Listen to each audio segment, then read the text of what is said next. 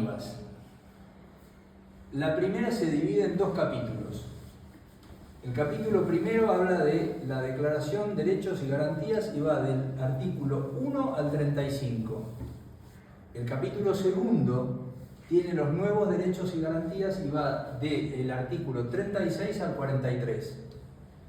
La segunda parte, esta sería la primera parte, habla de las autoridades de la nación y va del artículo 44 hasta el fin de la Constitución, hasta el 129. A su vez, la segunda parte se divide en título primero, que es el poder legislativo, el Congreso, el poder ejecutivo, que es el presidente, y el poder judicial, que es la Corte Suprema y los juzgados más el Ministerio Público. El título segundo habla de los gobiernos de provincia y las disposiciones transitorias también forman parte del texto constitucional. ¿Qué dice el preámbulo? Lo que va adelante es donde se enuncian los motivos de la Constitución para su dictado, los antecedentes legislativos de la Constitución y los objetivos que tiene pidiendo la protección divina, 1853. Los representantes del pueblo, de la nación, invocando a Dios, fuente de toda razón y justicia. ¿La recuerdan el preámbulo? Bien, en el preámbulo se concentra el espíritu que inspiró a nuestra Constitución, ¿sí? Para todos los habitantes del mundo que quieran habitar la nación argentina, ¿sí? Es un preámbulo muy amplio. No todas las constituciones hablan de todos los hombres de buena voluntad que quieran habitar el suelo argentino. La Constitución de los Estados Unidos no dice eso.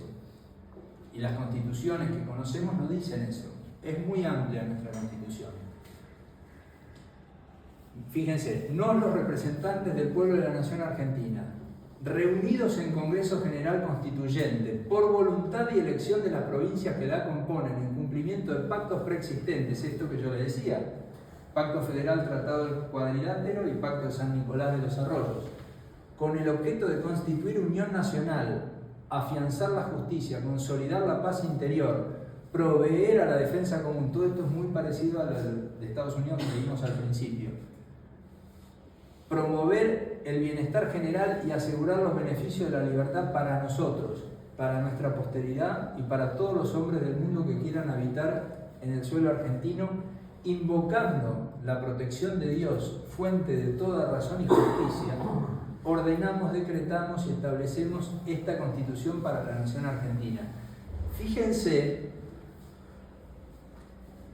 que hace una invocación a Dios. No dice a una religión especial, dice a Dios fuente de toda razón y justicia, no dice Dios de tal religión, Dios. Bien, no es una constitución laica, esto es lo que quiero señalar. Adelante. El preámbulo de los Estados Unidos. El pueblo de los Estados Unidos, con el objeto de formar una unión más perfecta, establecer la justicia, asegurar la tranquilidad doméstica, proveer a la defensa común, promover el bienestar general y asegurar los beneficios de la libertad para nosotros y nuestra posteridad. No dice todos los hombres que quieran habitar el suelo de los Estados Unidos, no. Ordenamos, establecemos esta Constitución para los Estados Unidos de América. Adelante.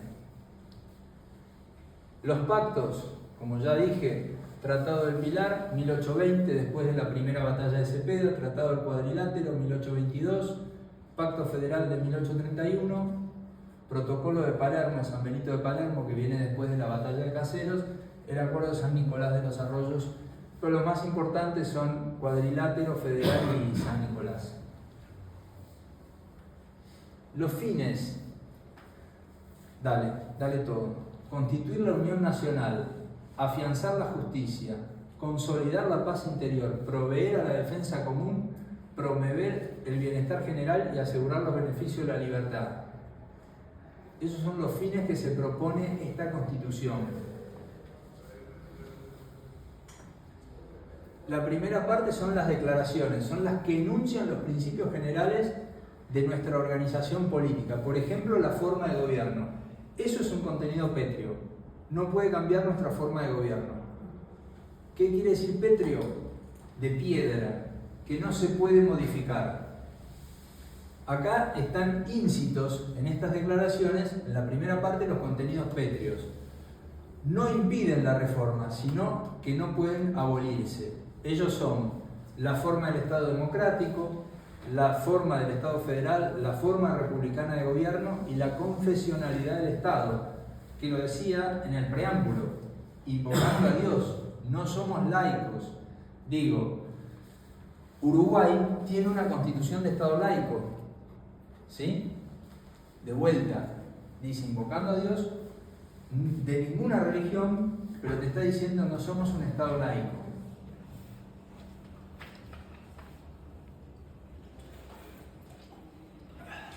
Los derechos son las facultades que tienen las personas y que posibilita que se exija el cumplimiento. En la Constitución hay explícitos que están del 14 al 20, el más famoso el 14 y el 14 bis, ¿sí? Derecho a trabajar, derecho a estudiar, derecho a... E implícitos son los que se desprenden de la doctrina que fundamenta el orden constitucional, el artículo 33. La última reforma incorpora los nuevos derechos, básicamente habeas corpus no, el habeas data, que está dentro del habeas corpus, y los derechos del consumidor, defensa al consumidor, 41 y 42, los derechos al medio ambiente, a un medio ambiente sano, etcétera, etcétera. Son lo que se llama derechos de tercera generación. Las garantías son los medios institucionales destinados a proteger el ejercicio de los derechos fundamentales. Tienen un valor esencial para la vigencia de los derechos. Acá está el 18, que yo les dije al principio de la Carta Magna, la inviolabilidad del domicilio, el derecho a tener un juicio justo, ¿sí? Que viene de la Carta Magna de 1215, lo que dijimos al principio de esta clase.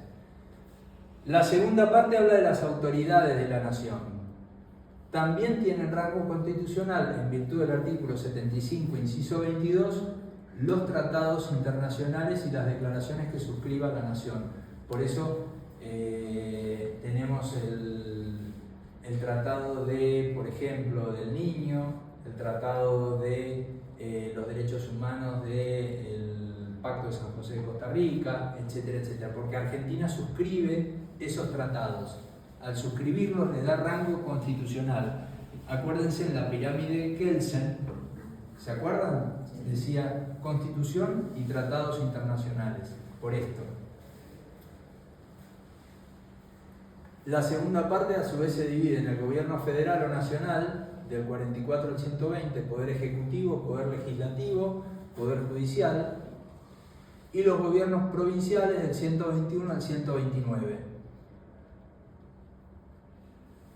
El artículo 31, muy importante, habla de la supremacía constitucional, lo que le decía de Kelsen también. Esta Constitución, las leyes de la nación que en su consecuencia se dicten por el Congreso y los tratados con las potencias extranjeras son la ley suprema de la nación.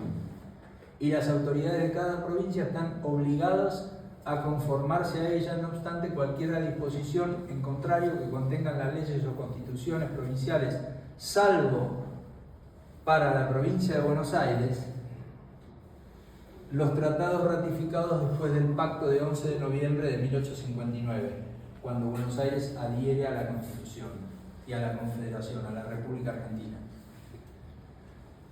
Nuestra Constitución es una Constitución rígida, es una superley, no es flexible.